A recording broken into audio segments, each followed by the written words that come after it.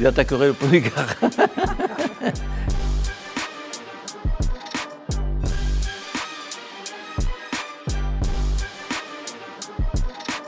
Le pont du Gard joue un rôle majeur pour l'attractivité touristique, mais pas seulement, attractivité artistique, culturelle.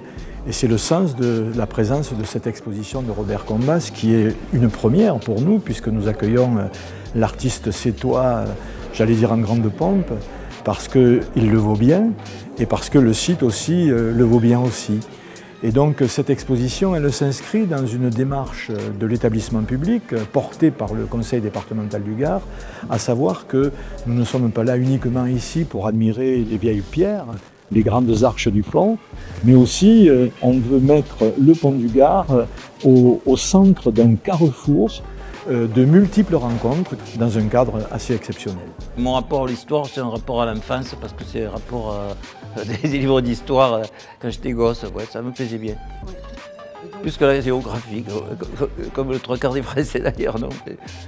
Au début, je voulais faire un tableau sur le pont du Gard. Qu'est-ce que je vais faire? Je vais mettre un pont du Gard avec de l'eau dessus. C'est pas mon truc. Alors bon. Puis finalement, j'ai fait un petit tableau. Enfin, un petit, il est grand, mais il est pas. Il est bien. Mais j'ai pas voulu faire l'attaque du pont du Gard que j'aurais dû faire. C'est mon seul regret, c'est de ne pas avoir peint l'attaque du pont du Gard. J'aurais dû le faire.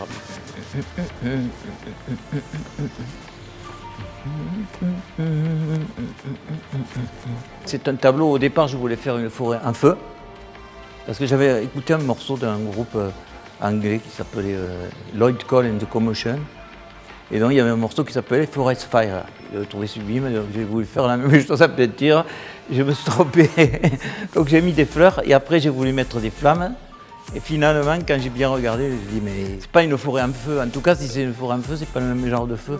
Le problème, évidemment, de ce tableau, c'est que j'avais pas de personnage, je savais pas quoi faire. Et puis après, j'avais fait une série en dessin où il y avait un personnage qui était ce personnage-là, mais en noir et blanc. Il m'a fait penser donc à des choses parce que de la vie privée, notamment à mon frère, j'ai un frère qui a un peu une espèce d'autisme. Donc, je pensais que c'était un tableau qui pouvait réunir beaucoup de gens.